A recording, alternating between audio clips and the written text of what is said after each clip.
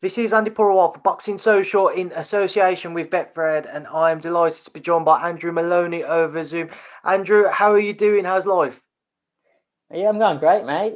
Thanks for having me on, and life's good. Out here in Vegas, the weather's amazing. The training, the heat, I love that. So, yeah, life's good. We're only 2.5 weeks away from the biggest fight of my life, and it's something that I've been looking forward to for 9 months now. So, can't wait to get in that ring. You've trained for this fight 3 times now, Andrew. Whenever you've gone into camp, has it felt any different? Has there been a change in your motivation? How would you sum up preparing for the same fight on 3 consecutive times? Yeah, I mean, I think obviously coming off a loss the first time around, the motivation was extremely high for that second fight. And that's what spurred me on to train so hard for that and put on a great performance. But obviously the result that they gave me in that second fight again just made me even more hungry, more determined, and more motivated for this third training camp. And this one's been the best of the lot by a long time. It's been 9 months in between the two fights, so a lot of time to stay in the gym and to improve. And I've used that time, really well to improve as much as I can as a fighter. And every day I've had that result in the back of my mind, and it's pushed me to train extremely hard. And I'm in the best shape of my life. So August 14 is going to be a great night. For some people, they've struggled to get out at all during the pandemic and have a fight. For others, they've been presented opportunities which they probably would never have thought about, and they've taken them with both hands. For you, obviously, you've had this. This will be the third time you'll be having this fight. When you look around the current scene, do you feel like your career stalled at all because you're having to fight 3 times over with Joshua Franco, or do you look at it and think at least it's happened during the pandemic when in another world it may have been difficult for you to get out at all? Um, I mean, the only downside to this is that I haven't been as active as I would have liked. I've only had one fight this year. Hopefully, I can squeeze in two for this year. Had 2 fights last year, so um, as long as I can get 2 fights in this year, things will work out okay. I really would like to fight 4 times a year. I like to stay active, but overall, we've been extremely lucky to, with the opportunities we've had during COVID. I know a lot of fighters haven't been able to fight at all, or have been forced to fight on small shows, or sort of fights just to stay busy. But I've been headlining big shows here in America, and it's given me the opportunity to really grow my fan base and to get exposure all around the world. So I'm sure there's going to be a lot of eyes tuning in on August 14, and it's my opportunity to show the world what I can do and really take my career to the next level. You mentioned eyes tuning in. Of course, this is shown on Sky Sports over here in the UK. That in itself, how much more do you feel you'll benefit from that in the long term, being able to gain further exposure across different areas and continents of the world? Yeah, it's huge, and something I'm really looking forward to. I've obviously had my fights shown in Australia and across America for the last few fights, but I believe this is the first time the UK is going to be showing my fights live. So again, it's a bigger audience to show what I'm capable of and have them follow my journey. Heading into this bout for the third time, Andrew, how much pressure do you feel this time around? Yeah, there's huge pressure, but there is at every fight at this level. There's always that huge pressure. Boxing is a pretty cutthroat sport. A loss is sort of really frowned upon these days and sets you back a long way. So I'm very aware of that.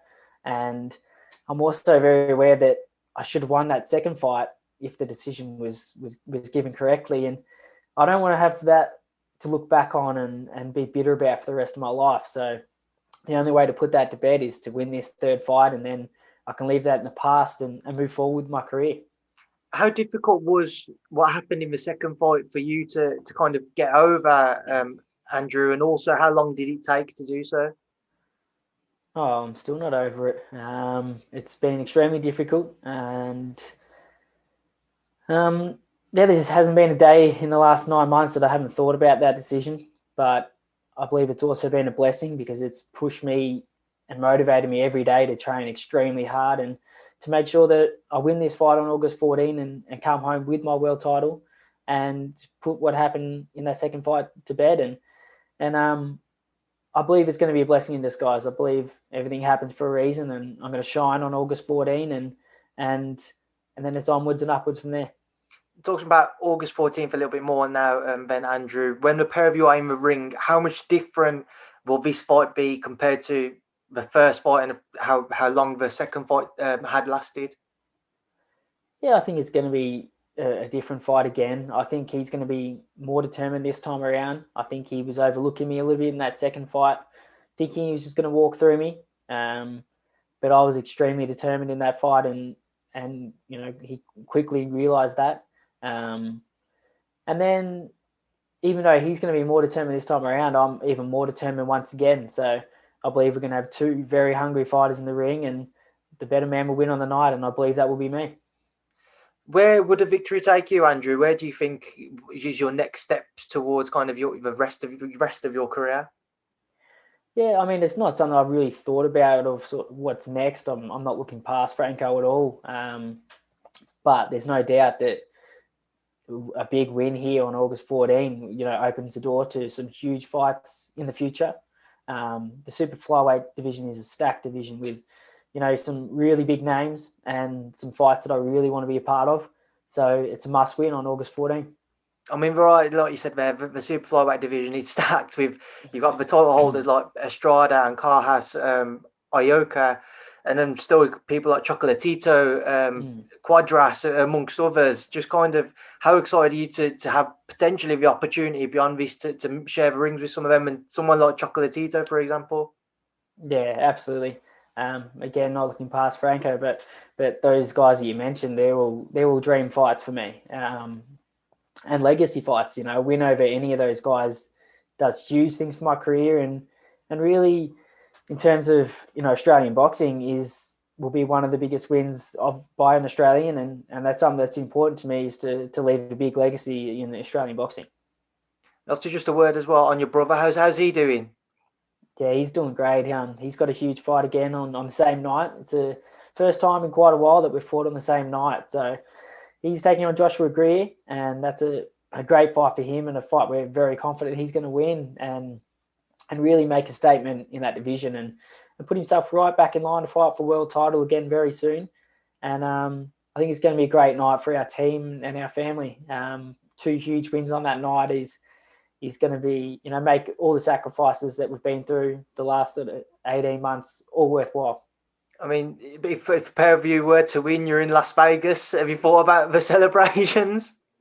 At the moment, all we're thinking about is just all the food we're going to eat after the fight. There's some great places around here. So yeah, both of our belts around our waist, a couple of pizzas and ice creams. It's going to be a good night. Just the final one on that, obviously with you being brothers, is there that competitive edge to get one up on each other? So, for example, whatever result your brother gets, do you want to kind of better that in your own fight? Oh, I mean, there is a competitive edge between us, but at this level, we just want to both win. We're both on different paths now. We're in different divisions, so the aim is for us both to become world champions at the same time. That's been our dream, and that's something that can happen very soon as long as we win these fights on August 14. All right, Andrew, we'll leave that there now. I'll leave you to speak to whoever else you've got to speak to. I appreciate your time. Best of luck on August 14th. Of course, if I don't catch you before then, thank you for speaking to Boxing Social. No, thank you, mate. Thank you for your time.